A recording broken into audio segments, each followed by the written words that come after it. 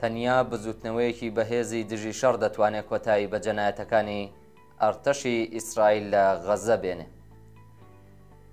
ئەرتەشی ئیسرائیل بەپێی نەخشە و پلانی لە پێشدا داڕێژرا و بە بیانووی بوونی ژمارەیەک لە هێزەکانی حەماس لەو شوێنە لە بەرەبەیانی ڕۆژی 10 ئاگۆست بەرابەر لەگەڵ 20 مانگی گەلاوێژ قوتابخانەی تابعینی لە فەلەستین بە توندی بۆمباران کرد.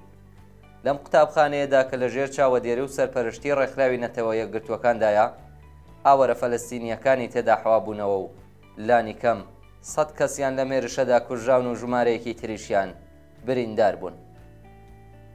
دەفتەری ڕاگەیاندنی دەوڵەتی فەلەستین لە غەزە هەیئەتی حاکمەی ئیسرائیل و ئەمریکای بە بەرپرسیاری ئەم جەنایەتە وەحشیانە ێزانی. دەفتەری مافەکانی مرۆڤی ڕێکخراوی نەتەوە یەکگرتووەکان وێڕایی دانەکردنی ئەو جەنایەتە نووسی کە ئەمە 21مین قوتابخانەی ژێر چاوەدێری ڕێکخراوی نەتەوە یەکگرتووەکانە کە بەم شێوەیەوە بە توندی و بەپێی نەخشەی لە پێشدا داڕێژرا و بۆمباران دەکرێت. زۆربەی کابینەی دەوڵەتەکانی دنیا لە ڕووی ڕیاکاری و یان بە خاتری بەرژەوەندیتر کۆمەڵ کوشکردنی ئەو فەلەستینیانەی پێنایان بردوبووە نێو ئەو قوتابخانەیان مەحکوم کرد. دەوڵەتی ئەلجەزایر خوازیاری لێکۆڵینەوە لەو جەنایەتە بوو لە جەلەسەی شۆڕای ئەمنیەتدا. دەستگای دیپلۆماسی ڕووسیە نووسی کە ئیسرائیل بە دەستەبەرکردنی پشتیوانی بە تەواوەتی ئەمریکا گەرەکیە دانیشتوانی غەزە بەگشتی لەو ناوچەیەوە دەرنێت. لەوێوە کە خودی دەوڵەتی ئەمریکا هاودەستی ئیسرائیلە لە ئەنجامدانی ئەم جەنایەتەدا سەرجەم قەتعنامەکانی ڕێکخراوی نەتەوە یەکگرتووەکانی تایبەت بەم بابەتەی پوچەڵ کردوێتەوە. بەشێک لە بورژوازی کەڵان و دەوڵەتانی ئیسرائیل و ئەمریکا ساڵانێکە دەیانەوێ دانیشتوانی غەزە بەرەو بیابانی سینا ڕەوانە بکەن. هۆکاری سیاسی ئەم کارەش ڕوونواشکرایە، بەڵام هۆکارێکی ئابووری بەهێزیش بۆ ئەم ئامانجەبوونی هەیە. قەرارە جادەی جێگرەوەی ئەمریکا لە بەرامبەر جادەی ئەوریشمی نوێی چیندا لە هێندەوە بەرەو عەرەبستان بچێت و لە ڕێگای حەیفا و غەزەوە بگاتە دەریای مەدیتەرانە و ئەوروپا.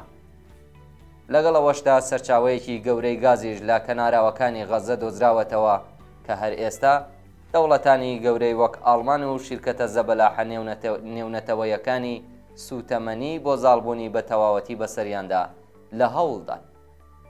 لە پاڵەم ڕاستیانەدا ئەو شیرکەتانی کە دەستیان لە دروستکردنی بورج و باڵەخانە بەرزەکاندا هەیە لە ئاستی دنیادا چاوەڕێن دەیان ملیار دۆلار قەرارداد واژۆ بکەن و وێڕای سەر لە نوێ بنیادنانەوەی غەزە ئەوێ بکەنە ناوچەیەکی سەیاحی و گەشتیاری سەرنجڕاکێش. ئەم ڕاستیانە نیشانیەدات کە بورژوازی و دەوڵەتانی ڕۆژاوایی نەتەنیا قازانجێکیان لە بەرپێگرتن لە نەسڵکوژی ئیسرائیل لە غەزەدانیا بەڵکو و خوازیاریشین. بەم هۆیەوە بۆ ناچارکردنی دەوڵەتی ئیسرائیل بە قبوڵکردنی ئاتەشبەس دەبێت بزوتنەوەی دژی شەڕ و جوڵانەوەی دژی نەسڵکوژی ئیسرائیل لە غەزە بەهێز بکرێت.